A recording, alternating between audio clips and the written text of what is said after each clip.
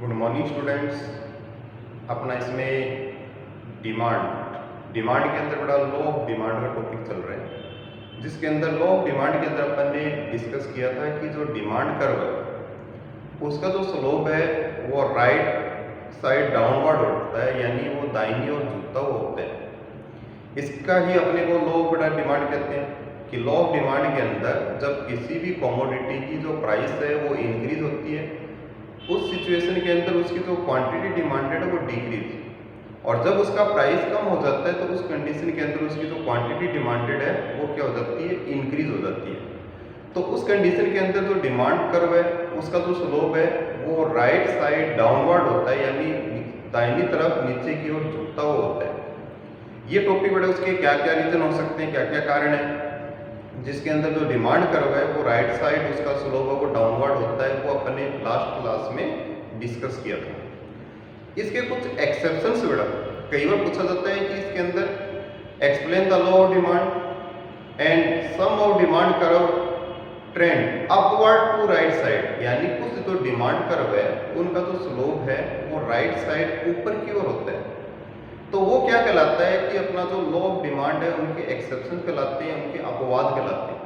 यानी कुछ सिचुएशन के अंदर जो डिमांड कर्व है वो राइट साइड डाउनवर्ड न होकर राइट साइड अपवर्ड होता है, तो वो क्या होता है बेटा इसके अंदर, उस कंडीशन के अंदर उसको लॉ ऑफ डिमांड का एक्सेप्शन कहेंगे, यानी उसका जो अपवाद अपन उसको बोल सकते हैं। जैसे देखिए मैंने इसको एक्सप्लेन किया बेटा इसमें कि when slope of demand curve upward to right, यानी जब डिमांड कर्व का स्लोप है वो राइट साइड बड़ा अपवर्ड हो। नॉर्मली आपने देखा है कि जो डिमांड कर्व है वो नीचे की ओर बड़ा झुकता हुआ होता है इसके अंदर, लेकिन इसके अंदर देखिए जो डिमांड कर्व है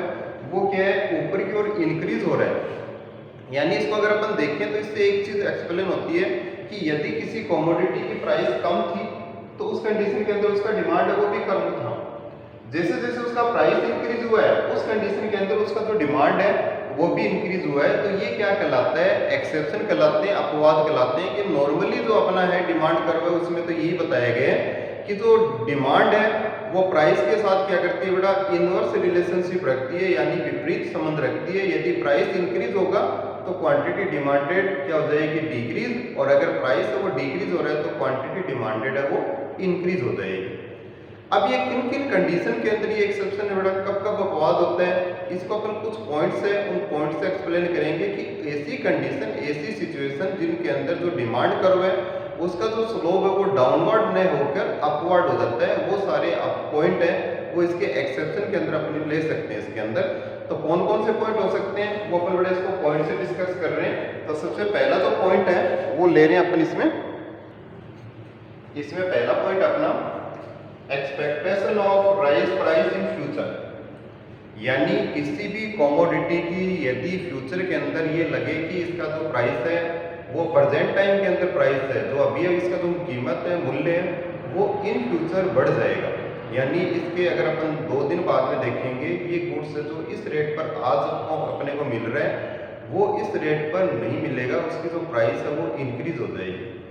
उस कंडीशन के अंदर यदि उसका प्राइस इंक्रीज हुआ है, यानी लास्ट की डे से या पीछे से अगर उसका प्राइस आज इंक्रीज हुआ है और कंज्यूमर को ये लगेगा कि उसका जो प्राइस है वो फ्यूचर के अंदर भी इंक्रीज होगा, बढ़ जाएगा, ऐसी सिचुएशन के अंदर बेटा वो उसकी डिमांड है वो कम करने की बजाय डिमांड बढ़ा देगा, क्योंकि उसको इन फ्यूचर उसके लिए ज़्यादा एक्सपेंडिचर करना पड़ेगा। In this situation demand curve slope upward to right, यानी डिमांड कर्व का जो स्लोप है वो राइट साइड बड़ा अपवर्ड होता हुआ मिलेगा, क्योंकि वो ज़्यादा प्राइस के ऊपर भी ज़्यादा डिमांड करेगा, और जब ज़्यादा प्राइस के ऊपर ज़्यादा डिमांड करेगा तो उस कंडीशन के अंदर जो उसका जो स्लोप है वो अपवर्ड होता है। सेकेंड इसके अंदर दे रखा अपना पॉइंट, इसमें बड़ा डिमांड ऑफ प्रेस्टिजियस गुड्स, यानी ऐसी कमोडिटी, ऐसे गुड जो प्रेस्टीज रखते हैं यानी प्रतिष्ठा से रिलेटेड होते हैं,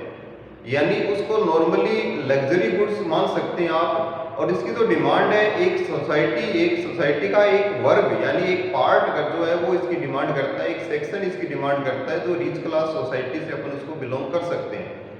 और ऐसा जो गुड्स है बेटा जो किसी प्रेस्टीज से बिलोंग करता है, उस कंडीशन के अंदर जो प्रेस्टीज को एक प्रेफरेंस देने वाले जो कंज्यूमर है वो हमेशा उसको ज़्यादा प्राइस पर ज़्यादा परचेज करेंगे और कम प्राइस पर उसकी कम डिमांड करेंगे। तो ऐसा जो गुड्स जो प्रेस्टीज से रिलेटेड हो, उस कंडीशन के अंदर उसकी जो प्राइस है वो अगर उसकी हाई प्राइस है तो उस कंडीशन के अंदर उसकी डिमांड है वो भी बड़ा हाई मिलेगी, ज़्यादा मिलेगी। और यदि उसका जो प्राइस है वो कम हो जाता है उस कंडीशन के अंदर उसकी डिमांड है वो भी कम कर देते हैं। जैसे कई बार अपन देखते हैं कि मार्केट के अंदर नए मोबाइल आते हैं, उस कंडीशन के अंदर उनकी जो प्राइस है वो बहुत ज़्यादा होती है। जो एक कॉमन मैन है उसकी पहुंच से बहुत दूर होता है, उस कंडीशन के अंदर हाई प्राइस पर उसकी डिमांड है वही कंज्यूमर करते हैं। जो नए मॉडल्स, नए जो मोबाइल्स वगैरह आते हैं मार्केट के अंदर या इस प्रकार से प्रेस्टीज से रिलेटेड कोई गुड्स आते हैं, उसकी ज़्यादा जैसे मार्केट में लॉन्च हुआ उसको परचेज करेंगे, क्योंकि वो प्रेस्टीज का सवाल हो जाता है। समाज में दिखाते हैं कि इसके अंदर हमारे पास देखिए ब्रांडेड जो अभी लेटेस्ट आए हैं वो हमने परचेज किए इसकी ज़्यादा रेट पर। जैसे उसकी रेट कम हो जाती है उस कंडीशन के अंदर उसको छोड़कर दूसरा जो प्रेस्टीज से रिलेटेड यानी जो अच्छा ब्रांडेड जो गुड्स है उसको परचेज कर लेते हैं। तो ऐसे जो गुड्स जिसकी जो प्रेस्टीज से रिलेटेड रखते हैं या प्रतिष्ठा से रिलेटेड होते हैं, उन कंडीशन के अंदर उनकी जो डिमांड है वो ज़्यादा प्राइस पर ज़्यादा और कम प्राइस पर कम होती है, क्योंकि उसकी जो डिमांड है वो एक सोसाइटी का एक सेक्शन यानी नॉर्मली अपन रिच क्लास सेक्शन मान सकते हैं, वो इसकी डिमांड करते हैं। नेक्स्ट थर्ड पॉइंट है इसका इग्नोरेंस ऑफ कंज्यूमर्स, यानी उपभोक्ता की अज्ञानता। जो कंज्यूमर है उसकी इग्नोरेंस के कारण भी कई बार क्या होता है कि ज़्यादा प्राइस पर वो ज़्यादा डिमांड कर लेते हैं। यानी आज कंज्यूमर को ये पता नहीं होता है कि कौन सा गुड्स कहाँ पे किस रेट में कम मिलेगा। ऐसी कंडीशन के अंदर कई बार कंज्यूमर क्या करते हैं बड़ा कि जब ज़्यादा रेट होती है उस कंडीशन के अंदर उस गुड्स की जो डिमांड है वो ज़्यादा कर लेते हैं, और ज़्यादा डिमांड करने पर उसकी जो ज़्यादा प्राइस पर ज़्यादा डिमांड होने पर भी इसका जो एक एक्सेप्शन उसका पार्ट है वो लागू हो जाएगा। जैसे अपन कई बार देखते हैं बड़ा सीजनल जो प्रोडक्शन होते हैं, सीजनल जो गुड्स होते हैं, सीजनल जो फसल होती है, जब अपने को पता होता है कि ये सीजनल है, जब मार्केट के अंदर उसकी रेट कम आती है यानी सीजन आती है तभी हम उसको परचेज करते हैं। लेकिन ऐसा कोई व्यक्ति जो यहाँ से रिलेटेड नहीं है, उसको नहीं पता कि कौन सा जो गुड्स है, कौन सी जो फसल है वो मार्केट में कब आती है। तो ऐसी सिचुएशन के अंदर क्या करते हैं वो कि ज़्यादा प्राइस के ऊपर उसकी ज़्यादा डिमांड कर लेते हैं। उनको ये नहीं पता है कि इसका जो प्राइस है वो कब तो ज़्यादा होता है और कब कम होता है। तो ये भी बड़ा एक इसका कारण है कि इग्नोरेंस के ऊपर भी इसका डिपेंड करता है कि यदि उसकी इग्नोरेंस है, अज्ञानता है, तो वो ज़्यादा प्राइस के ऊपर भी ज़्यादा डिमांड कर सकता है। उसको नहीं पता होता है कि इसकी जो प्राइस है वो पहले से इंक्रीज हो गई, तो वो ज़्यादा प्राइस होने पर भी उसकी डिमांड है उसको बढ़ा देते हैं। नेक्स्ट इसके अंदर at the time of crisis, यानी संकटकालीन समय, क्राइसिस के टाइम पर ज़्यादा प्राइस के ऊपर ज़्यादा डिमांड की जाती है। जैसे देखिए अभी अपने कोरोना काल चल रहे हैं और जब लॉकडाउन लगाया गया था तो शुरू के 4-5 दिन मार्केट के अंदर जितने भी कंज्यूमेबल गुड्स है या खाद्य सामग्री है उनकी जो डिमांड है वो एक साथ इंक्रीज हो गई, और उसकी जो रेट बढ़ने के ऊपर भी कंज्यूमर ने उनकी डिमांड को बड़ा कम नहीं किया बल्कि उसकी डिमांड को बढ़ा दिया। उन्होंने सोचा कि पता नहीं आज तो हमें इस रेट पर मिल रहा है, कल इस रेट पर नहीं मिलेगा। तो संकटकालीन समय के अंदर भी लोग उसको बड़ा स्टोर करना स्टार्ट कर देते हैं, इकट्ठा करना स्टार्ट कर देते हैं, और ऐसी सिचुएशन के अंदर यदि उसका प्राइस ज़्यादा है तो प्राइस ज़्यादा होने पर भी उसकी डिमांड है वो ज़्यादा करते हैं। जैसे भूकंप है, बाढ़ है, ऐसी सिचुएशन के अंदर भी ये होता है कि लोग उसको बड़ा ज़्यादा प्राइस देकर भी उस गुड्स को कंज्यूम करते हैं, खरीदते हैं, क्योंकि उसका जो रिक्वायरमेंट है, उसकी नीड्स है वो ये है कि पता नहीं कल क्या होगा, आगे मिलेगा नहीं मिलेगा। इस कंडीशन के अंदर ज़्यादा प्राइस पर भी उसकी डिमांड वो ज़्यादा होती है, ये भी इसका एक अपवाद का कारण है। नेक्स्ट इसके अंदर द गिफिन गुड्स, इसका जो गिफिन का पैराडॉक्स बोलते हैं बेटा, गिफिन गुड्स यानी गिफिन का विरोधाभास। इसका जो प्रपाउंड किया था वो अल्बर्ट गिफिन ने किया था। उन्होंने अपना एक नया व्यू दिया। उन्होंने बताया कि जो गुड्स होती है, वस्तु होती है, उसकी दो क्वालिटी होती है, एक तो सुपीरियर गुड्स और एक होता है इन्फीरियर गुड्स। सुपीरियर गुड्स जो क्वालिटी वाइज, ब्रांड वाइज एक गुड क्वालिटी के अंदर आता है, अच्छी क्वालिटी के अंदर आता है, और जो गिफिन गुड्स है वो नॉर्मली क्वालिटी उसकी कम होती है, हल्की होती है, सुपीरियर गुड्स से ज़्यादा बढ़िया नहीं होता है। फॉर एग्जाम्पल बेटा इसके अंदर अपन मान सकते हैं कि जैसे अपन घी का यूज करते हैं, एक तो अपना शुद्ध प्योर घी होता है जिसको अपन नॉर्मल लैंग्वेज के अंदर देसी घी बोलते हैं, और एक इसी के अंदर वेजिटेबल घी होता है जिसको अपन डालडा वगैरह भी बोलते हैं, कई बार इसका ब्रांड है डालडा, वैसे रथ है, डालडा है ना, ये बड़ा। इस कंडीशन के अंदर क्या होता है कि जो गिफिन गुड्स है उसका जो प्राइस है यदि कम हो जाता है तो उस कंडीशन में उसको कंज्यूम करने वाला जो कंज्यूमर होता है वो उसकी डिमांड है वो उसको बढ़ाता नहीं है बल्कि डिक्रीज करता है, क्योंकि कम प्राइस पर कम डिमांड कर कर जितना रिक्वायरमेंट उतना ही उसको परचेज करता है और बाकी जो उसका जो इनकम है, बची हुई इनकम है, उसको सुपीरियर गुड्स को परचेज करने के अंदर एक्सपेंड करता है यानी लगा देता है। तो जो गिफिन गुड्स होते हैं, इंफीरियर गुड्स होते हैं, घटिया वस्तु होती है या जो हल्की क्वालिटी वाइज हल्की वस्तु होती है, उन गुड्स की जो कंज्यूमर है नॉर्मली ज़्यादा प्राइस पर तो ज़्यादा डिमांड करते हैं क्योंकि उतना उसको परचेज करना पड़ेगा। लेकिन यदि उसकी प्राइस है वो कम हो जाती है तो उस सिचुएशन के अंदर, ऐसी स्थिति के अंदर उस गुड्स की जो डिमांड है वो इंक्रीज करने की बजाय प्राइस कम होने पर बल्कि उस प्राइस से वो क्या करता है, दूसरा जो सुपीरियर गुड्स है उसकी क्वांटिटी को परचेज करता है, यानी उसकी इनकम बढ़ी, इनकम बढ़ने से उसको जो गुड्स को यूज करेगा वो इंफीरियर को नहीं बल्कि सुपीरियर गुड्स को करता है। तो गिफिन का भी एक पैराडॉक्स है, ये भी बताता है कि जो लॉ ऑफ डिमांड है वो इसका एक एक्सेप्शन है, अपवाद है गिफिन गुड्स के अंदर। गिफिन गुड्स के अंदर यदि उसका प्राइस कम होता है तो उसकी डिमांड कम हो जाती है, यदि उसका प्राइस बढ़ जाता है तो उस कंडीशन के अंदर जो उसकी डिमांड है वो भी इंक्रीज हो जाती है। नेक्स्ट पॉइंट है इसके अंदर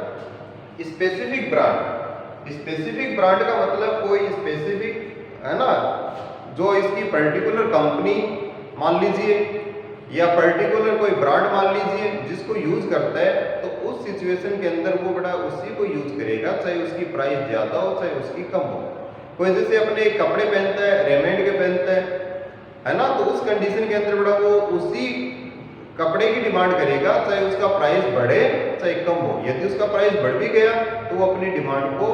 कम नहीं करेगा क्योंकि उसने प्राइस को प्रीफर नहीं किया बल्कि उसने ब्रांड को, स्पेसिफिक ब्रांड को प्रीफर किया है, तो वो उसी को परचेज करेगा। उससे उसके प्राइस बढ़ा या कम हुआ उससे उसका कोई फर्क नहीं पड़ेगा, कोई उसका मतलब नहीं है। यदि उसका प्राइस बढ़ रहा है तो वो प्राइस बढ़ने पर भी उस परचेज करेगा, यदि उसका प्राइस कम है तो कम पर भी उसको कम परचेज करेगा। नेक्स्ट इसके अंदर अपना